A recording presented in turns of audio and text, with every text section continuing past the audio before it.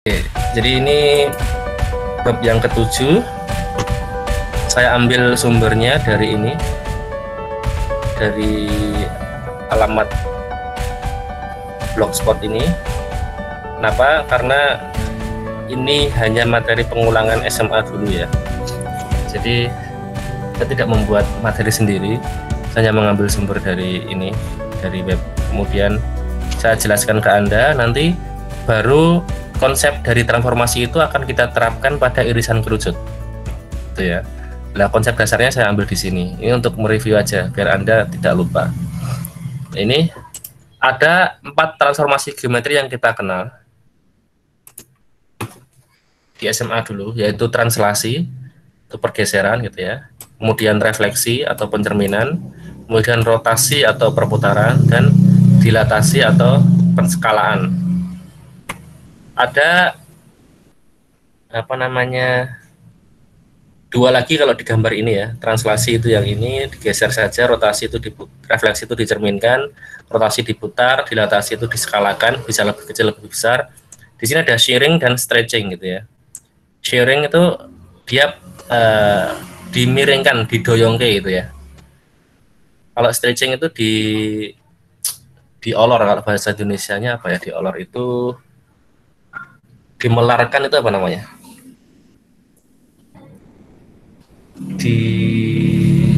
ya itulah pokoknya ya.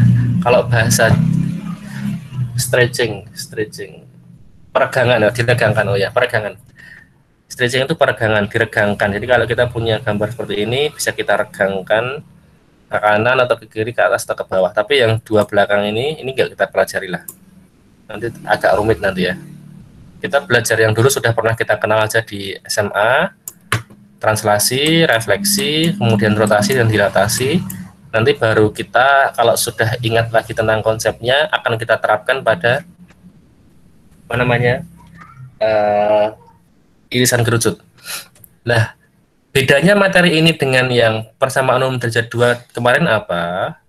Kalau di persamaan umum derajat 2 kemarin, kita punya ini kan, kemarin gini, kita punya suatu irisan kerucut, dia letaknya di sini, miring gini. Nah, misalkan elipsnya miring gini.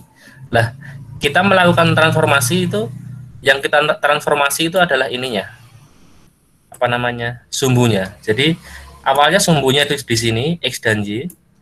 Kita geser ke sini, supaya apa? Supaya titik pusat koordinat ini berada pada titik pusat elipsnya kan gitu kemarin. Kita geser translasi ke sini. Jadi yang kita translasi kemarin sumbu koordinatnya. Kita punya X aksen dan Y aksen gitu ya kemarin.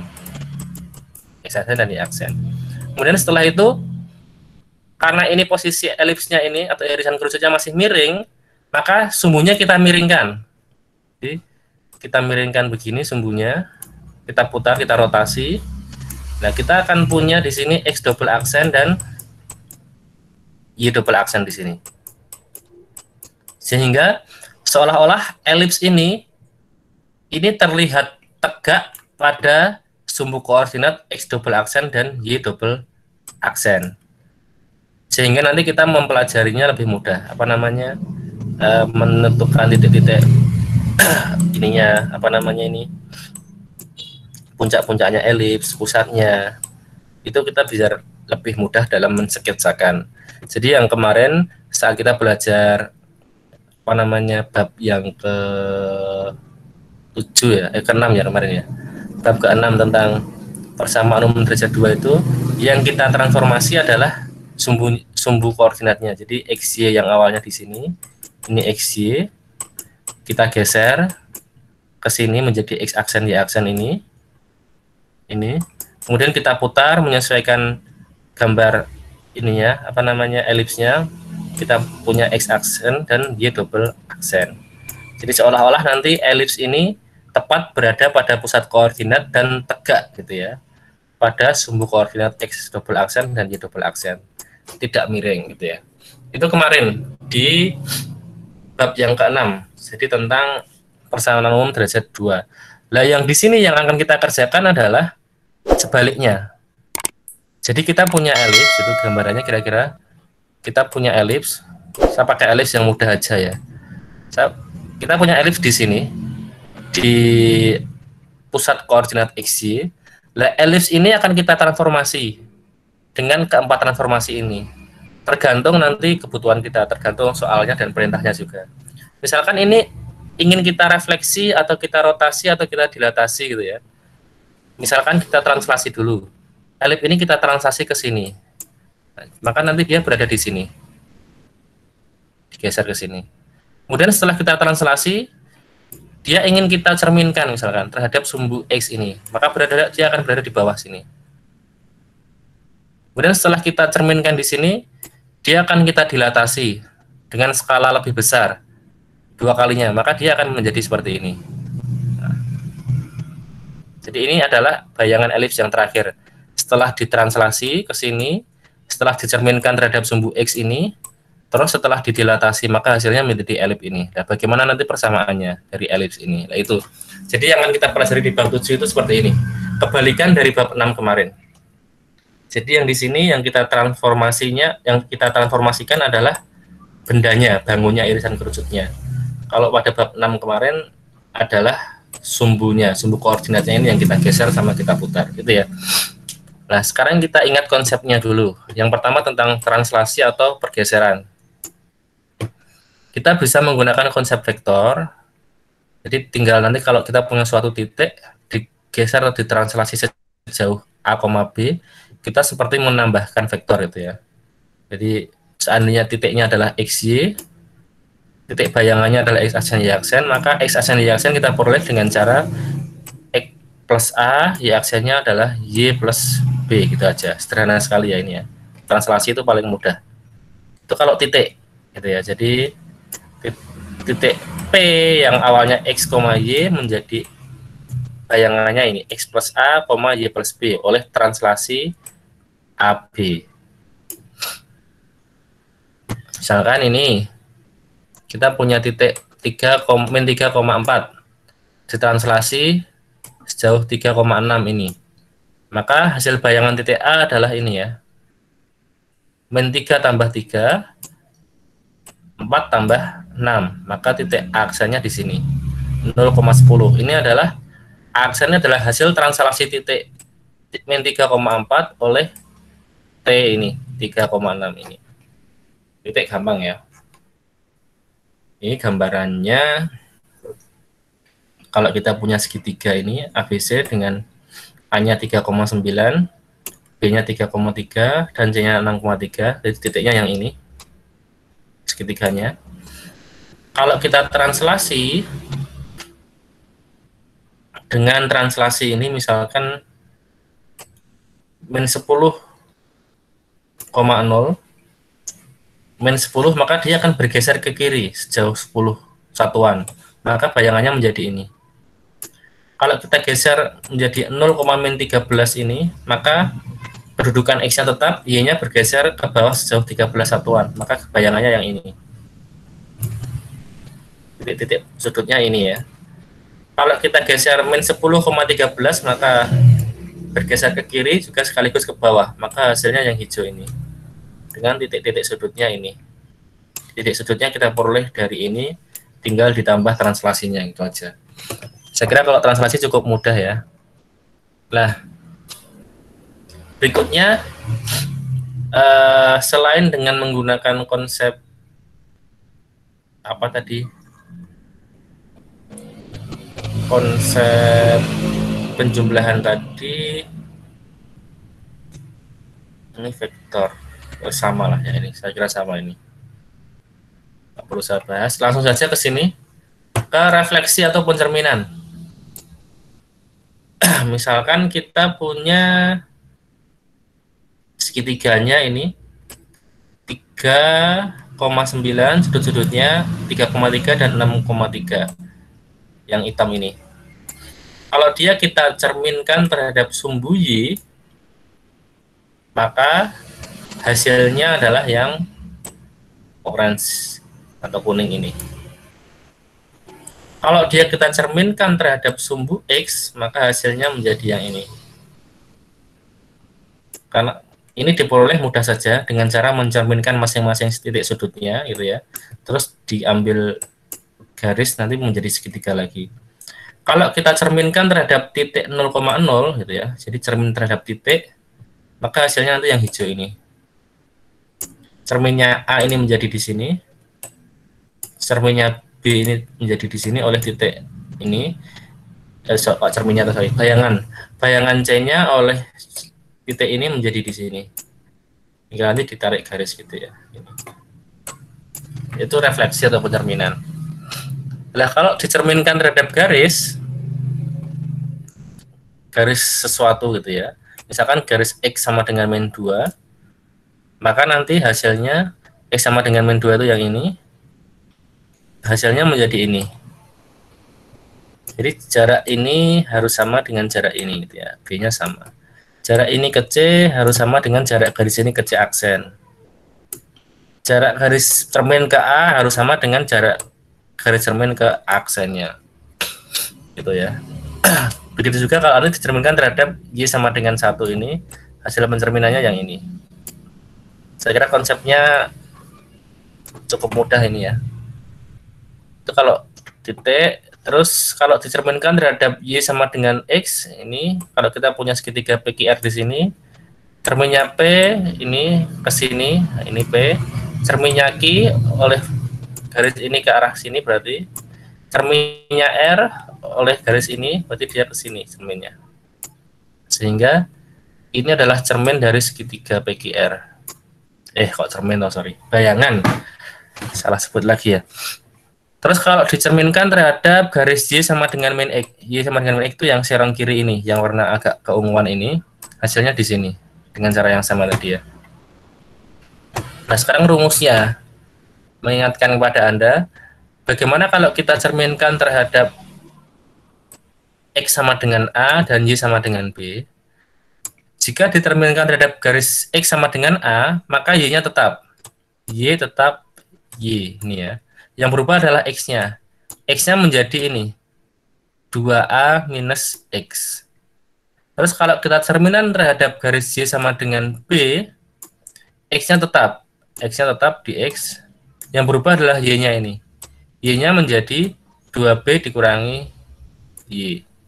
Kalau mencerminkan titik ya. Terus kita juga bisa menggunakan konsep matriks transformasi gitu ya. Ini juga bisa sebenarnya. Misalkan kalau dicerminkan terhadap sumbu X, maka X-nya tetap, ini X tetap X, Y-nya berubah menjadi min Y. Kalau dicerminkan terhadap sumbu Y, Y-nya tetap, yang berubah adalah X-nya ini, X-nya menjadi min X. Nah, perubahannya ini bisa kita gunakan matriks transformasi. Ini mungkin Anda pernah belajar di aljabar linear juga, saat Anda belajar transformasi linear.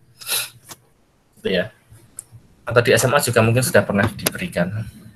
Kalau dicerminkan terhadap titik 0,0, ini, maka perubahannya X-nya menjadi min X, menjadi negatif semua ini ya. Y-nya berubah menjadi min Y. Gitu ya.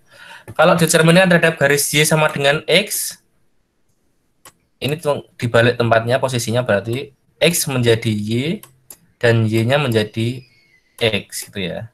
Kalau dicerminkan terhadap garis Y sama dengan min X, ini yang serong kiri tadi, maka X-nya menjadi min Y, yang Y-nya menjadi min X. Itu rumus-rumus pencerminannya. Kemudian rotasi atau perputaran, ini kalau rumusnya pakai theta langsung aja, kita pakai yang bawah ini ya. Misalkan dia dirotasi sejauh theta, maka kalau secara matriks kita pakai ini matriks transformasinya, cos theta min sin theta cos theta, atau kalau kita pakai XY, maka cerminnya X adalah ini, X cos theta min Y sin theta, ini theta harusnya. Terus Y-nya bayangannya menjadi ini, X sin theta plus Y cos theta. Itu ya. Itu rotasi. Ini kemarin juga sudah kita review sedikit waktu kita belajar bab 6 kemarin, yang persamaan derajat 2 kemarin. Kemudian hasil bayangan-bayangannya seperti ini. Kalau misalkan kita punya segitiga pertama di sini ABC, dia diputar sejauh 90 derajat, hasilnya di sini. Dengan sumbu putarnya di 0,0 ya. Kalau sumbu putarnya di tengah-tengah bangun itu, nanti bayangannya berbeda. Misalkan ini, bangun segitiga ABC ini diputar sejauh 90 derajat, tetapi sumbu putarnya di sini, di pusat dari segitiga itu, maka nanti gambar hasilnya menjadi seperti ini.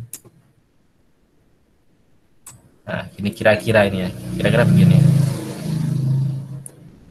Kenapa? Karena sumbu putarnya, pusat putarnya itu ya, titik pusat rotasinya pada titik pusat bangunnya. Jadi cuman bangunnya diputar itu aja. Tapi kalau titik pusat rotasinya di 0,0, maka hasil bayangannya di sini. Nah, gitu kira-kira. Jadi tergantung dari titik pusat rotasinya di mana. Kalau sejauh 180 derajat dengan titik pusat rotasi di titik 0,0, hasilnya yang hijau ini. Sejauh 270 derajat di sini. Gitu ya. Itu konsep rotasi. Kalau ini arah rotasinya, kalau sudutnya positif, maka dia arah rotasinya berlawanan arah jarum jam. Sudutnya negatif, maka arah rotasinya searah jarum jam. Kemudian ini perubahannya tadi, perubahan rumusnya ini tadi, bawah ini bisa kita tuliskan dalam rumus matris ini. Jadi kalau kita punya titik X, Y, kita rotasi sejauh theta dengan pusat rotasinya adalah A, B. Rumusnya jadi seperti ini ya. Jadi ini matriks transformasi ini cos theta min sin theta cos theta dikalikan X min A dan Y min B ditambah A, B ini tambah AB. Makanya kalau titik pusat rotasinya di 0,0, misalkan ini 0,0, maka nanti X aksen Y aksennya sama dengan matriks transformasinya ini, yang ini cos theta min sin theta cos theta dikalikan dengan XY gitu aja langsung. XY. Kenapa? Karena A-nya 0, B-nya 0, di sini juga 0, 0. Maka tinggal dikali XY. Tapi ini dengan syarat titik pusat rotasinya adalah 0,0. Tapi kalau nanti biasanya elips atau hiperbola gitu misalkan, kalau pusat rotasinya adalah pada pusat elipsnya, kalau elipsnya di sini misalkan, maka kalau dia diputar dengan pusat rotasinya adalah pusat bangunnya, nah berarti ini AB-nya harus kita isi sejauh apa ya, ini tinggal di sini berapa koordinatnya, ini A berapa, ini B berapa gitu ya. Misalnya ini dirotasi ke arah sini gitu, maka kita pakai rumus yang ini, ada tambahannya. Soalnya kalau elipsnya di sini, pusatnya elips pas pusat koordinat, dia diputar gitu pada pusat elipsnya, ya berarti dia bisa pakai rumus yang belakang ini. Itu ya, tergantung nanti kedudukannya bagaimana. Terakhir dilatasi, ini tinggal perkalian, konsep dikalikan gitu aja ya, dengan skala berapa gitu aja. Tapi ingat, kita juga harus mempertimbangkan pusat dilatasinya di sini. Kalau pusat dilatasinya tidak di 0,0, ya di A, B, maka rumusnya hampir mirip seperti rumus rotasi tadi. Harus kita kalikan X min A kali Y min B baru ditambah dengan A, B gitu ya. Tapi kalau pusat dilatasinya di 0,0, ya nanti X aksen dan Y aksennya ya tinggal nanti ini sama dengan K kali X gitu. Yang ini juga dikalikan K kali Y gitu aja. Ini kalau pusat dilatasinya pada 0,0 atau seperti ini ya, bawah ini ya, XY menjadi KX kali KY. Tapi kalau pusatnya di A, B, ingat harus ada tambahannya seperti ini. Nah, sekarang kalau kita terapkan konsep transformasi itu pada suatu fungsi atau persamaan. Nah, ini yang nanti lebih banyak digunakan di irisan kerucut. Kenapa? Karena yang kita miliki pada irisan kerucut itu adalah persamaannya kan ya. Persamaannya kita akan cari bayangannya. Dan kalau kita cari titik dengan titik-titiknya mungkin nanti agak apa namanya lama karena titiknya banyak gitu ya, titik pusat, titik puncak sumbu minor dan sebagainya gitu ya. Maka tinggal mendingan kita persamaannya yang kita transformasi. Misalkan ini kita punya persamaan ini x min y min 3 sama dengan 0, berarti ini garis lurus ya, oleh transformasi D04. Apa itu D04? Berarti dia adalah dilatasi dengan pusatnya 0, skalanya 4 gitu ya. Ini, dilatasi dengan pusatnya 0, skalanya 4. Maka dia menjadi ini. Pak, kok seperti ini, Pak? Nah, ini karena sudah dibalik ya. Harusnya kan X aksennya sama dengan 4X gitu ya. X aksen sama dengan 4X. Kemudian Y aksennya sama dengan 4Y. Nah, kalau ini dibalikkan jadi ini. Maka X sama dengan X aksen per 4 dan Y sama dengan Y aksen per 4. Baru yang atas ini kita substitusikan ke persamaan fungsi awal ini. Maka dia akan menjadi yang bawah ini. X-nya ini diganti X aksen per 4, Y-nya ini diganti Y aksen per 4, maka kita akan punya bayangan garisnya seperti ini ya. Kita boleh supaya nggak memuat pecahan, kita kalikan 4 semua, boleh. Ini kita kali 4 semua, maka kita akan peroleh ini garis X min Y min 12 sama dengan 0. Nah, ini adalah bayangan dari garis atas ini ketika didilatasi dengan pusatnya 0 dan skalanya 4. Ya, misalkan ada lagi nanti ini X kuadrat, ini maksudnya ini ya. Ini bukan X2 tapi X kuadrat. Y sama dengan X kuadrat plus 3X min 4. Misalkan dia dicerminkan terhadap sumbu X dulu, baru kemudian didilatasi dengan skala 2, pusat dilatasinya 0,0. Nah, kita bisa melakukan apa namanya, mencari bayangan dari kurva ini dengan cara langsung. Yang pertama, cara langsung berarti rumusnya dulu kita cari. Yang pertama ini, kalau kita punya XY dicerminkan terhadap sumbu X, bayangannya adalah ini, X, min Y. Jadi X-nya tetap, Y-nya berubah jadi min Y ini. Terus kalau kita dilatasi dengan pusat 0 dan skala 2, maka X min Y menjadi ini, 2X dan min 2Y. Gitu ya. Dengan demikian, cermin akhirnya ya, setelah dilakukan 2 kali transformasi itu, X aksen cerminnya itu sama dengan 2X. Kenapa? Karena ini X berubah menjadi 2X ini. Kemudian Y aksen itu menjadi min 2Y. Karena terakhir ini Y menjadi min 2Y. Nah, kemudian ini diubah, kita ubah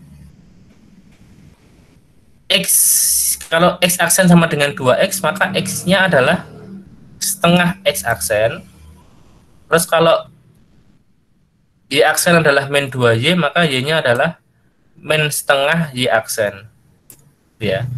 Nah, ini yang akan kita substitusi ke persamaan ini. Persamaan awal tadi, persamaan kurva tadi. X kuadrat plus 3X min 4.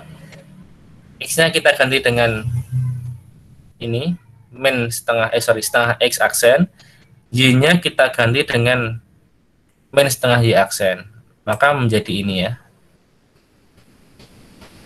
Baru kalau sudah, kita boleh hilangkan aksennya semua, menjadi ini, min setengah Y sama dengan seperempat X kuadrat plus 3/2X min 4. Biar nggak memuat pecahan, boleh kita kalikan dengan 4 semua. Dia akan menjadi seperti ini. Min 2Y sama dengan X kuadrat plus 6x min 16, atau kalau kita jadikan satu ruas menjadi ini, x kuadrat min 6x plus 2y min 16 sama dengan 0. Ini adalah cermin dari cermin lagi tuh, bayangan dari kurva ini, kurva parabola ini ya, x kuadrat plus 3x min 4 jika dicerminkan terhadap sumbu x, kemudian dilanjutkan dengan dilatasi skala 2 dengan pusatnya di 0,0. Itu ya. Atau boleh Anda menggunakan matriks, tapi mungkin sebagian orang malah bingung gitu ya. Tadi kalau matriks ini yang belakang ini matriks dilatasinya, yang ini adalah matriks pencerminannya. Pak, kok malah yang di depan yang dilatasi? Karena matriks ini seperti transpose, seperti ini ya, seperti fungsi, seperti komposisi fungsi. Yang dikerjakan duluan itu justru yang ditaruh di belakang. Jadi kalau Anda punya dulu G bundaran F dalam kurung X itu kan ya. Nah itu kan yang dikerjakan duluan kan Fx duluan ya. Fx dulu hasilnya berapa, baru dia dimasukkan ke fungsi G. Jadi dulu begini kan, kalau GOF itu justru begini ya. Ini F dulu, baru G. Nah, G bundaran F itu begini. Maka yang ditulis di belakang ini sebenarnya yang dikerjakan duluan. Begitu juga dengan matriks ini, yang ditulis di belakang ini adalah matriks pencerminan tadi, ini yang dikerjakan duluan sebenarnya. Nah, yang ditulis di depan ini adalah matriks dilatasi. Nah, ini kita kalikan antara matriks dilatasi dengan matriks pencerminan menjadi ini. Nah, kita akan menghasilkan apa namanya bayangannya untuk menentukan ini, menentukan XY-nya, kita menggunakan inverse dari matriksnya ini. Itu agak ruwet malah ini ya. Jadi kalau X aksen Y aksen adalah matriks ini dikali XY, maka XY adalah inverse dari matriks ini dikali X aksen Y aksen gitu ya. Maka kita peroleh ini, hasilnya tetap sama dengan yang tadi ya. X-nya sama dengan setengah X aksen, Y-nya sama dengan min setengah Y aksen, baru ini kita substitusi ke persamaan yang atas tadi, hasilnya akan sama. Silakan Anda boleh pilih pakai cara yang mana yang menurut Anda lebih mudah. Ya. Nah, sampai di sini ada pertanyaan dulu nggak? Udah paham belum?